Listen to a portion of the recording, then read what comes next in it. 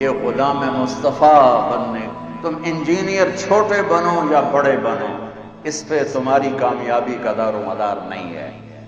تم پاس ہو یا فیل ہو، اس پہ تمہاری عزت کامیابی کا دار و مدار نہیں ہے۔ کامیابی اندر ہے، ناکامی اندر ہے۔ اچھے انسان ہو تو کامیاب ہو، چاہے ریڑھی پہ بیٹھو اور چاہے مرسڈیز پہ بیٹھو، اور اگر برے انسان ہو تو میرے رب کی عزت کی قسم، اللہ کی نظر میں وہ گندگی کے کیڑے کے برابر بھی نہیں ہے۔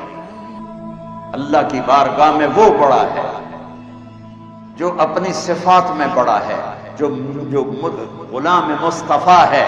میرا رب کہہ رہا ہے فلا وربک لا يؤمنون حتى يحكموك فيما شجر بينهم ثم لا يجدوا في انفسهم حرجا مما قضيت ويسلموا تسليما۔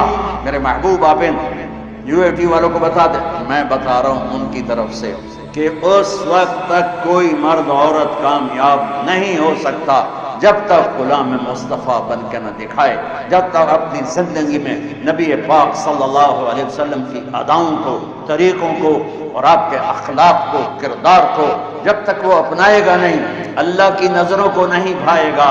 لوگوں نے تو فرعون کو خدا بنایا، لوگوں نے تو شداد کو سجدے کیے، لوگوں نے کیسر اور کسرا کو سجدے کیے، لیکن اللہ کی بارگاہ میں وہ انسان ہی نہیں تھے۔ اگر میں اور آپ اس حال میں مرنا چاہتے ہیں کہ دنیا پرسکون گزرے، عزت عافیت سے گزرے اور اللہ بھی راضی ہو جائے، تو میرے عزیزوں، میرے بچوں، میری بچیوں، میری بہنوں، میرے بھائیوں، وہ ساری محنت اندر ہے۔ اچھے انسان کا معیار کیا ہے؟ غلام مصطفیٰ، غلام محمد، نبی پاک صلی اللہ علیہ وسلم کی غلامی، آپ کا طریقہ، آپ کی اطاعت، آپ کی سیرت میں ڈھلنا، یہ کامیابی ہے۔ پڑھائی تو موت تک ہے، آگے کیا کریں؟ سارے انجینئر ہیں جو باہر پھر رہے ہیں۔ مالدار بننا بڑائی نہیں ہے، مالدار بننا بڑائی نہیں ہے، نیک اچھا انسان بننا بڑائی ہے۔ اور میرے دیش میں تمہیں قسم اللہ کی اٹھا کے کہتا ہوں، میرے دیش کا زوال نہ نون لیگ کی وجہ سے ہے، نہ قاف لیگ کی وجہ سے ہے، نہ پیپل پارٹی کی وجہ سے ہے، نہ پی ٹی آئی کی وجہ سے ہے۔ میرے دیش کا زوال بد اخلاقی کی وجہ سے ہے، بد اخلاقی کی وجہ سے ہے، بد اخلاقی کی وجہ سے ہے کہ آج بازاروں میں جاؤ، شہروں میں جاؤ، دیہاتوں میں جاؤ، انسان نہیں ملتے، مرد عورت ملتے ہیں، انسان نہیں ملتے، اور انسانوں پر فیصلے ہوتے ہیں۔ میرے رب کا ایک قانون ہے، جس قوم میں انصاف ہوگا، سچائی ہوگی، دیانتداری ہوگی، وہ اللہ کو گالیاں بھی دیتے ہوں گے تو اللہ ان کو عزت دے گا دنیا میں۔ جس قوم میں سچائی ہوگی، دیانتداری ہوگی اور عدل ہوگا، اس قوم کو اللہ اونچا کرے گا، چاہے مسلمان ہیں اور چاہے کافر ہیں۔ جس قوم میں ظلم ہوگا، جھوٹ ہوگا، دھوکہ ہوگا، اس قوم کو اللہ ذلیل کرے گا، چاہے مسلمان ہیں چاہے غیر مسلم ہیں۔ 56 ملک ہیں اسلامی، ذلت کی پستیوں میں ہیں، گندگی کے کیڑے کی طرح گندگی میں پھر رہے ہیں 56 ملکوں کے ساتھ، اور ایک ملک اس میں ایٹمی طاقت ہے، عزت کہاں گئی؟ ٹیکنالوجی ہے، عزت کہاں گئی؟ اخلاق بگڑ گئے، جھوٹ پھیل گیا، ماں باپ کی نافرمانی۔ تو محمدی ہونے کا ایک حصہ عبادت ہے۔ اب سب سے کہتا ہوں نماز نہ چھوڑنا، اور اب رمضان آ رہا ہے، روزے نہ چھوڑنا۔ یہ اللہ کی بخشش کا مہینہ ہے، اللہ سے معافی مانگنے کا مہینہ ہے، لیکن اس کے بعد میرے نبی کے اخلاق کہ میں چلتا پھرتا محمدی نظر آؤں، میں چلتا پھرتا محمدی نظر آؤں، میرا بول چال ڈھال رفتار گفتار وہ محمدی نظر آئے، سیکھنا پڑے گا۔ اللہ کا قانون ہے کہ سچائی کے ساتھ عزت ملتی ہے، دیانتداری کے ساتھ عزت ملتی ہے، انصاف کے ساتھ عزت ملتی ہے۔ جس دیش کا وکیل بے گناہ کو 302 میں پھانسی پہ چڑھوا دے، اور جس دیش کا جج پیسے لے کر بے گناہ کو پھانسی کی سزا دے دے، اور جس دیش کا مدعی جان بوجھ کے بے گناہ کی FIR میں نام دے کر اسے میں جیلوں میں جاتا ہوں، کتنے بے گناہ پھانسی چڑھ گئے۔ جس نے FIR کٹوائی وہ پکڑا گیا، جس وکیل نے وکالت کی برباد ہو گیا، جس جج نے پیسے لے کے فیصلہ دیا برباد ہو گیا۔ میرے دیس میں تو انصاف بھی بک جاتا ہے، تو میں سیاستدانوں کو کیا رہوں؟ میرے دیس کا ڈاکٹر ڈاکٹر نہیں ہے، تاجر ہے۔ وہ گاہک، وہ مریض کو دیکھ کے ایز اے گاہک آ گیا، کسٹمر آ گیا۔ ڈاکٹر ختم ہو گئے۔ جب میرے والدین مجھے ڈاکٹر بنانا چاہتے تھے 60s میں، تو ڈاکٹر کا ایک امیج تھا اس سے بھی بلند کہ وہ مسیحا ہوتا۔ لالچ یہ نہیں کہ ان میں وہ کمائی نہیں کرتے تھے، فیس نہیں لیتے تھے، ارے وہ وحشی نہیں تھے، وہ جانور نہیں تھے، انسان تھے۔ آج سفید کوٹ میں کالے دل والا پھر رہا ہے، جس نے مریض کو لوٹنا ہے، مر جائے اس کی بلا سے، مریض کو لوٹنا ہے۔ چلو ڈاکٹر ناراض ہو جائیں گے، وکیل ناراض ہو جائیں گے، میرے دیس کا مسجد کا ممبر بھی برباد ہے۔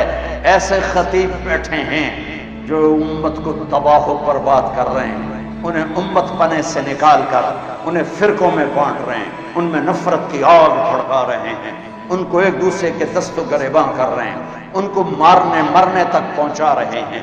دین پیش کرنے کی بجائے آگ، ان کے منہ سے دین نہیں نکلتا، ان کے منہ سے آگ نکلتی ہے۔ چلو میں اپنی برائی کرتا ہوں تاکہ ڈاکٹر ناراض نہ ہو جائیں، وکیل ناراض نہ ہو جائیں۔ ہے میرے نبی سے پوچھا گیا، یا رسول اللہ قیامت کب آئے گی؟ دنیا کا سب سے بڑا زوال ہے یہ بچے، نوجوان، بچیاں سن لو میری بات، دنیا کا سب سے بڑا زوال قیامت ہے کہ ہر شے اذا السماء انفطرت واذا الكواكب انتثرت واذا البحار فجرت واذا القبور بعثرت، اذا السماء انشقت واذنت لربها وحقت واذا الارض مدت والقت ما فيها وتخلت واذنت لربها وحقت۔ میرے رب کی قسم قرآن ہلا کے رکھ دیتا ہے اگر اس کے ترجمے کا پتہ ہو۔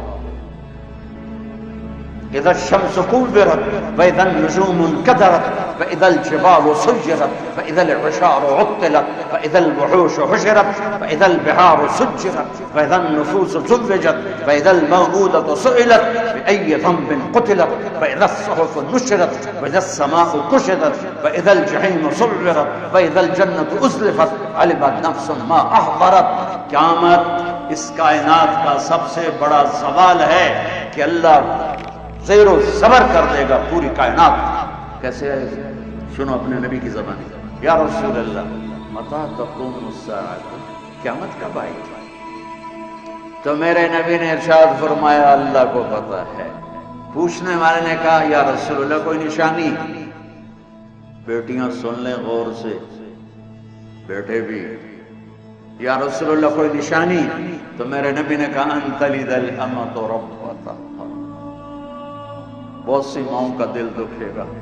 میرے نبی نے کہا جب بیٹیاں بھی ماؤں کو ذلیل کریں گی تو کیا مطلب؟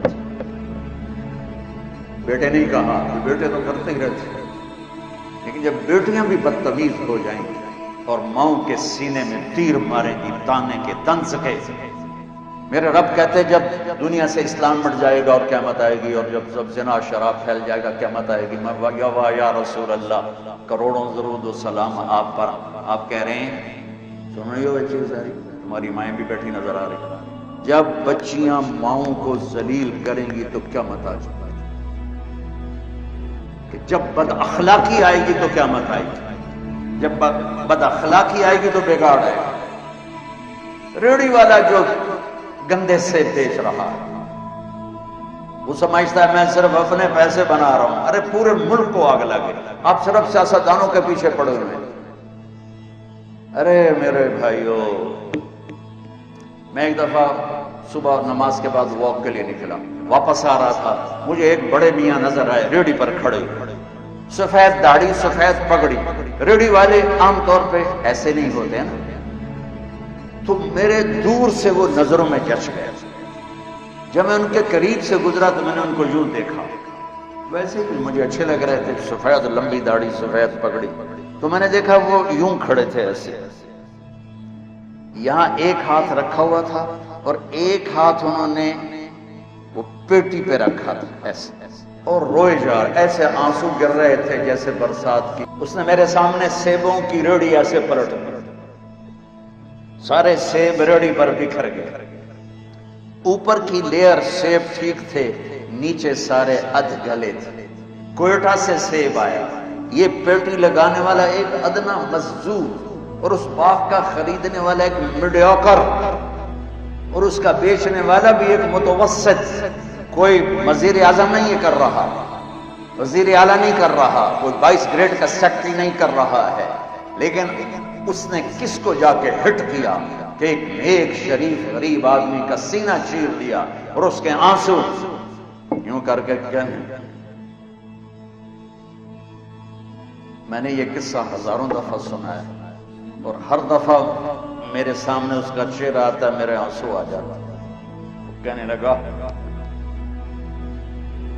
بیٹا میں بہت غریب ہوں،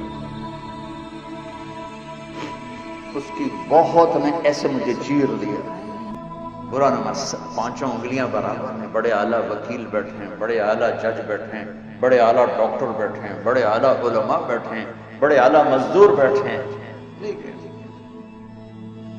اندھیری رات ٹمٹماتے چراغ اندھیروں کو دور نہیں کرتے، چراغ کی لو سے کمرے کا اندھیرا دور نہیں ہوتا ہے۔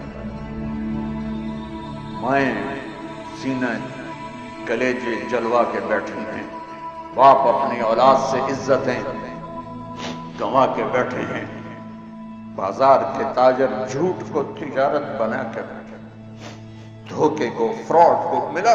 جو سارے پاکستان کی سڑکیں کس نے برباد کی؟ انجینئروں نے برباد کی، چند ٹکوں پہ ہزاروں لاکھوں انسانوں کی موت کے ذمہ دار بن گئے۔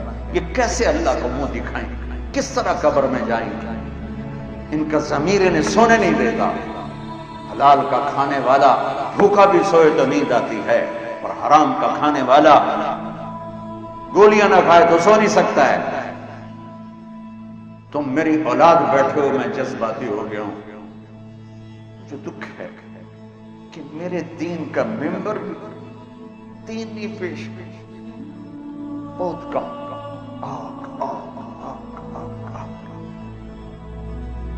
ہمارے زوال کی وجہ سمجھو بچوں، ہمارے زوال کی وجہ یہ نہیں ہے کہ دریائے راوی خشک ہو گیا، دریائے صدر الجناب خشک ہو گیا۔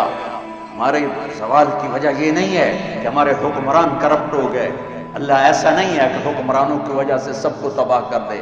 ہماری پوری نسل کی اکثریت اخلاقی پستی میں جا گری ہے۔